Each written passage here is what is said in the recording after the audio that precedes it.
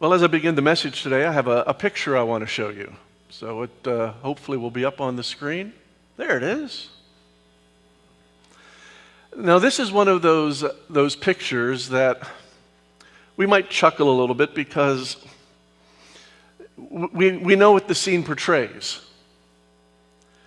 And this scene seems to be so out of character with the gentle Jesus we so often hear about.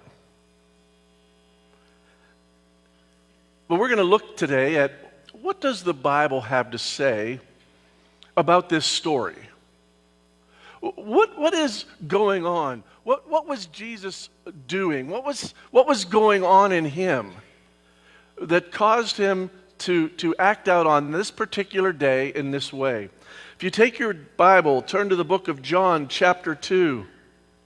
We're going to begin reading in verse 13. This scene occurred on two occasions in the ministry of Jesus that we find written in the Bible. First one is in John chapter 2, verse 13. The Passover of the Jews was near, and Jesus went up to Jerusalem. He found in the temple those who were selling oxen and sheep and doves, and the money changers seated at their tables. And he made a scourge of cords and drove them all out of the temple with the sheep and the oxen. He poured out the coins of the money changers and overturned their tables. And to those who were selling the doves he said, "Take these things away. Stop making my Father's house a place of business." Now, as I said, this was the first occasion when Jesus cleansed the temple. This was shortly after he began his public ministry. Jesus comes on the scene, and he immediately lets everyone know that he is aligned with his Father. There was going to be nothing about him that he wasn't going to do unless the Father led him to do it. He wasn't going to say anything unless it was what the Father wanted him to say. And the temple was his Father's house. And he was going to set some things in order. John then adds this next verse.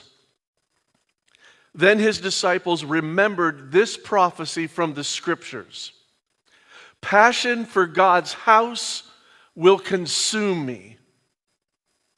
Passion for God's house will consume me. And when we read this verse, we should be asking ourselves that question. How passionate am I about God's house? How passionate am I about coming to the house of God? How passionate am I about what is to occur in the house of God? Jesus was always consumed with doing nothing but the will of his Father. Remember back to when we have the account, Jesus is 12 years old, right before his teenage years. His family had traveled to Jerusalem, as was their custom. And at some point, they begin to make their way back home. Now, there is a little bit of a chuckle that goes on in our minds when we think about this. After all, Joseph and Mary had been assigned the duty of taking care of Jesus, the Son of God. And on this occasion, they are returning home in their caravan, whatever family group they were traveling with. And all of a sudden, at some point, they realize, Joseph, where's Jesus? I don't know. I thought he was with you. He's not with me. Well, where did you leave him? And panic sets in. If you've ever been a parent who has lost your child in a store or something like that, you know there's a panic that sets in. And so Mary and Joseph, they hurry back to Jerusalem and they begin to search for Jesus. And they find him in the temple talking with the religious leaders. And the religious leaders, the Pharisees, the Sadducees, the scribes, they are amazed at the wisdom of this child. This 12-year-old child is speaking with these learned men about the things of God. And of course, Joseph and Mary do as most parents would. What is wrong with you? Why did you do this to us? Like, we're glad you're okay, but... And Jesus says these words. Why were you searching for me? Didn't you know I must be in my Father's house? We see this even at a young age, this passion, this zeal that Jesus had for his Father's house. The next occurrence of Jesus cleansing the temple came again during the week of the Passover feast, and this should be very fresh in our minds because we just celebrated this a couple of weeks ago. It occurred the day after his triumphal entry into Jerusalem and only days before his crucifixion. We find these words in Mark 11, beginning in verse 15. Then they came to Jerusalem. He entered the temple and began to drive out those who were buying and selling in the temple, and overturned the tables of money and the seats of those who were selling doves. And he would not permit anyone to carry merchandise through the temple. And he began to teach and say to them, is it not written, my house shall be called a house of prayer for all the nations, but you have made it a robber's den. My house shall be called a house of prayer. These words of Jesus are recorded in the Gospels of Matthew, Mark, and Luke. They are also found in the Old Testament book of Isaiah.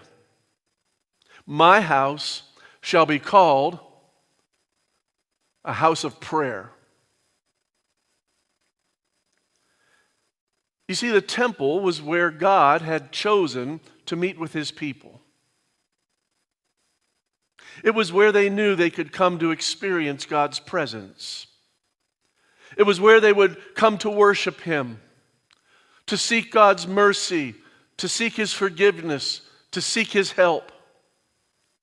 But at this point in history, the business of the temple had superseded the purpose of the temple. Now, there was nothing wrong. God was not opposed to animals being sold for the sacrifices, for people who couldn't bring their own and to be able to have an animal to sacrifice. But the people who were coming to worship God were being cheated for the sake of profit. And let me remind you that God is a God who desires a just measure. It was required that the temple tax be paid with Jewish money and not Roman coins.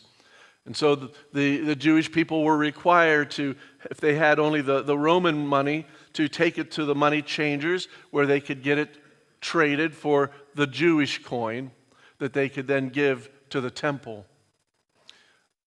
Again, not necessarily a bad thing, except that once again, money changers were seizing the opportunity to cheat the people who had come to the temple to worship God.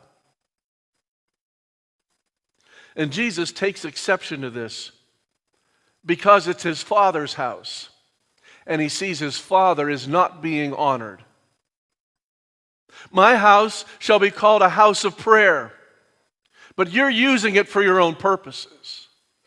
You're cheating people for money when there are true riches to be had. My house shall be called a house of prayer, not just a place where prayers are spoken. Jesus wasn't into that at all. Jesus teaches his disciples. He says, beware of the scribes who like to walk around in long robes and love respectful greetings in the marketplaces and chief seats in the synagogues and places of honor at banquets, who devour widows' houses and for appearance's sake offer long prayers. These will receive greater condemnation. Jesus also says, when you pray, don't be like the hypocrites, for they love to stand and pray in the synagogues and on the street corners so that they may be seen by men.